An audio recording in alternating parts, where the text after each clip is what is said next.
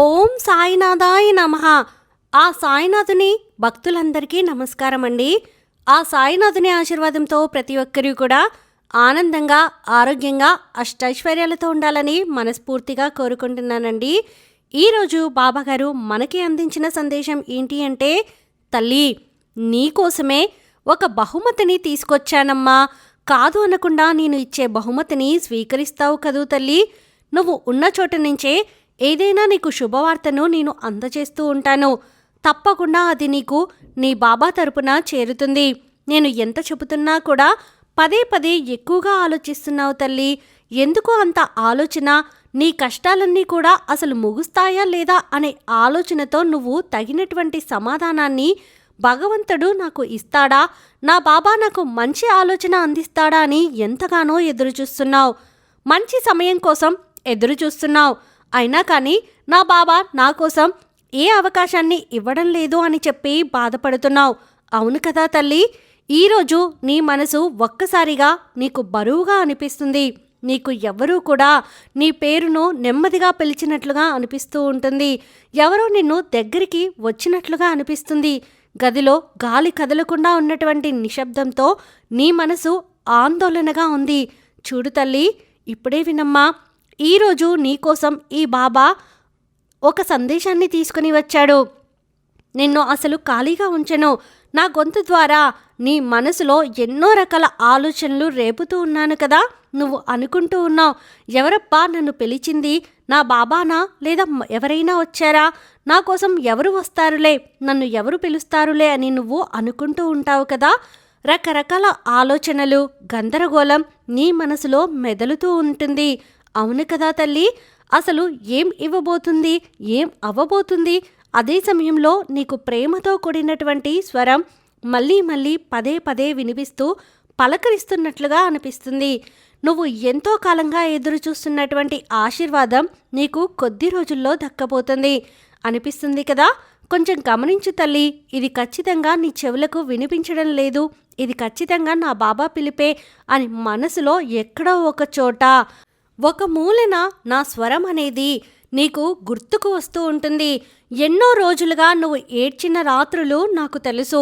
నువ్వు దాచుకున్నటువంటి బాధలన్నీ నాకు తెలుసు. అందుకే నువ్వు ఎవ్వరికీ చెప్పుకోలేని కొన్ని క్షణాలు నాకు తెలుసు తల్లి. నీ కోరికలన్నీ తీర్చి నీ మనసులోని అలజడిని తగ్గించడానికే ఈరోజు ఒక బహుమతితో వచ్చాను. నువ్వు అనుకున్నది అనుకున్నట్టు నీ జీవితంలో ఎప్పుడూ కనీ విని ఎరుగని ఒక శుభవార్తని అందించబోతున్నాను. నీ హృదయం ఎంతగానో పలకరించబోతుంది. ఆ శుభవార్త నీ మనసుని ఎంతగానో హత్తుకుంటుంది. అయితే ఎప్పుడు బాబా ఆ శుభవార్త నన్ను చేరుతుంది అంటావేమో. తప్పకుండా చేరుతుంది తల్లి.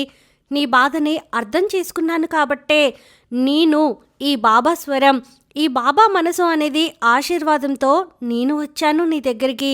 నీ జీవితానికి నేను స్వయంగా ఒక ప్రయత్నానికి కాదు, పవిత్రమైనటువంటి హృదయానికి ప్రతిఫలం నీకు అందించబోతున్నాను.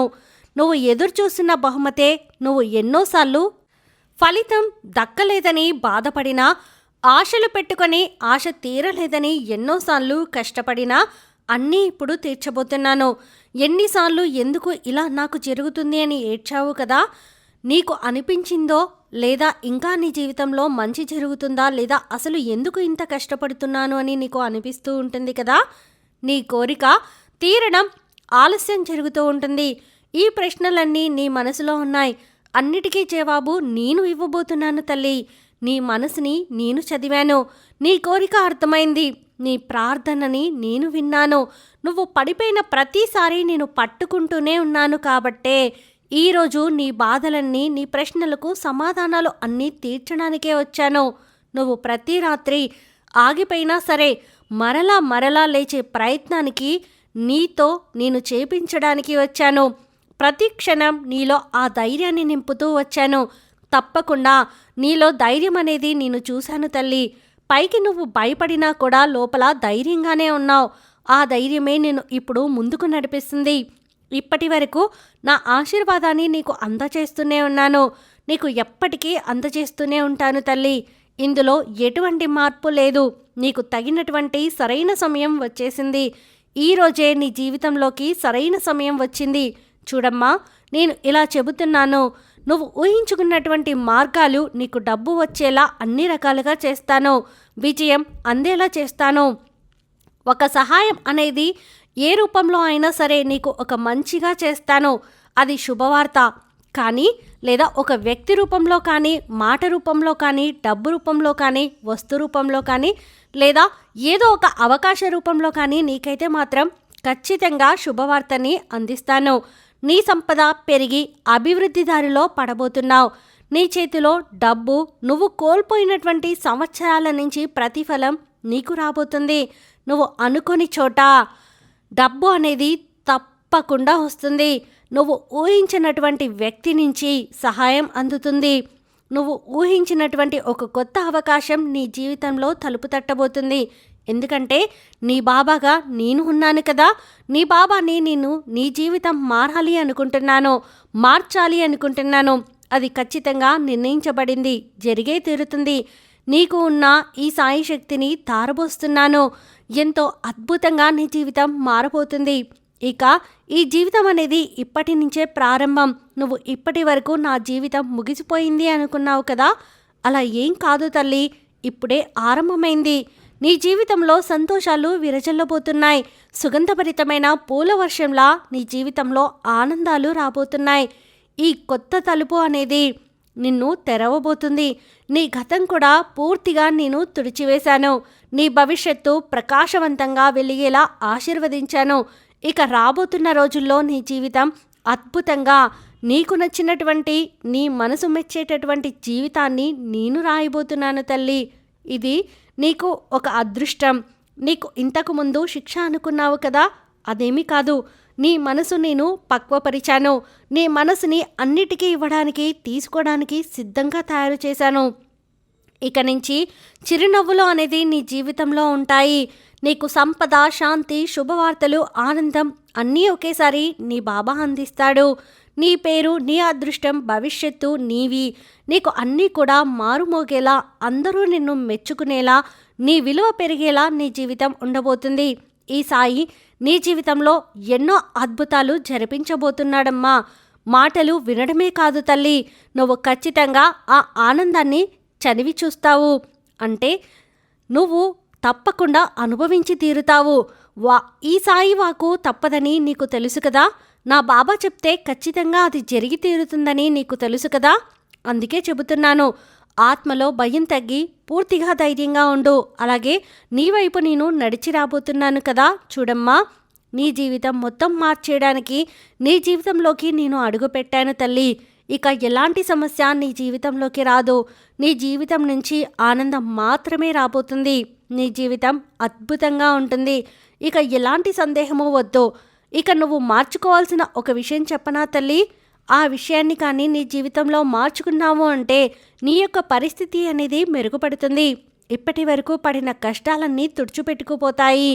నేను చెబుతున్నాను కదా, బాగుండడం అంటే బాధలు లేకుండా ఉండడమే కాదు, బాధల్లో కూడా నువ్వు ధైర్యంగా ఉండాలి.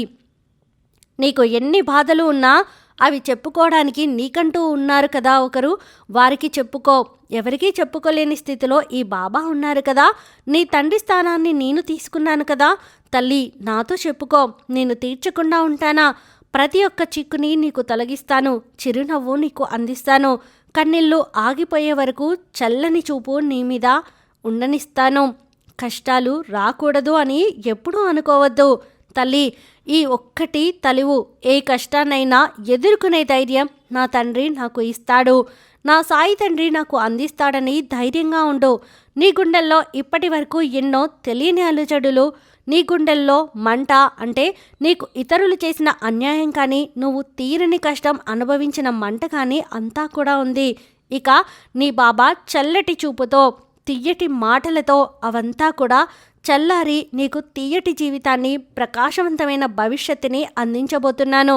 నీ బాబా ఉండగా నీకు ఏది కూడా సాధ్యమవ్వదు అనే ఒక దిగులు వద్దమ్మా. కాలాన్ని మారినట్టు పదే పదే నిన్ను నువ్వు మార్చుకోకు.